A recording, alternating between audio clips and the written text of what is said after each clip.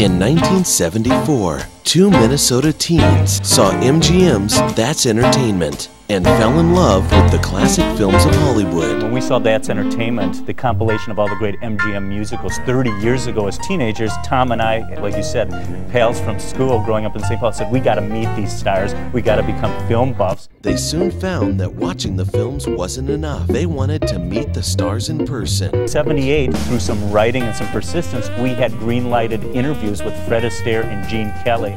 We started to correspond with Mr. Astaire and Mr. Kelly, and it took us about 2 years of just constant correspondence, and both Gene and Fred saying, well, we can't meet you, or our schedules aren't really good, or we're in and out of town. Yes, you mentioned the Minnesota Daily, that's the college paper we wrote for. It was one of the largest college papers in the country, and so it was exposing these people to a whole new generation of fans. And finally, in 1978, they both said yes. Dave and Tom didn't just meet the stars, they got their interviews published. The following summer, they returned to LA and interviewed the film legend James Cagney.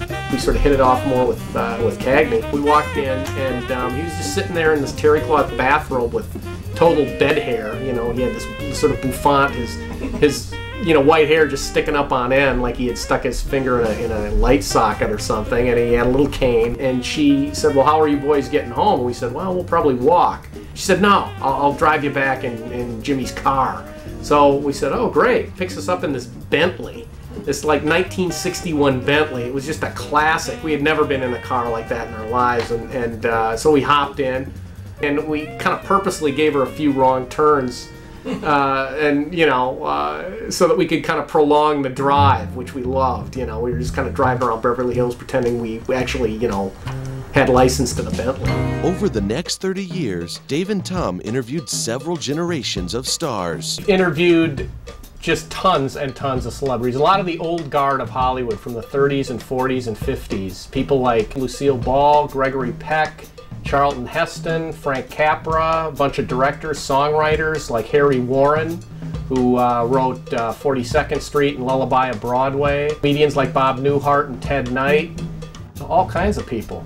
And now, they've published Reel to Reel, a compilation of their interviews and the stories behind them. Former interview subjects Sid Charisse and Shirley Jones have written forewords, and Ed Asner praised the book. But this is a treasure trove, not only for the people discovered in the past, but for the present people too. But the spontaneity of the interviews is what excited me. Picked up many individual incidents that I would never have heard of coming out of their mouths. So I found it a wonderful delight. Today, Dave and Tom continue to interview stars. From starstruck young fans to experienced journalists, Reel to Reel chronicles an incredible story. But my email, if you go to this website, our email's on there. Okay, yeah, give us a shout out. Yeah, sounds good. And dancing in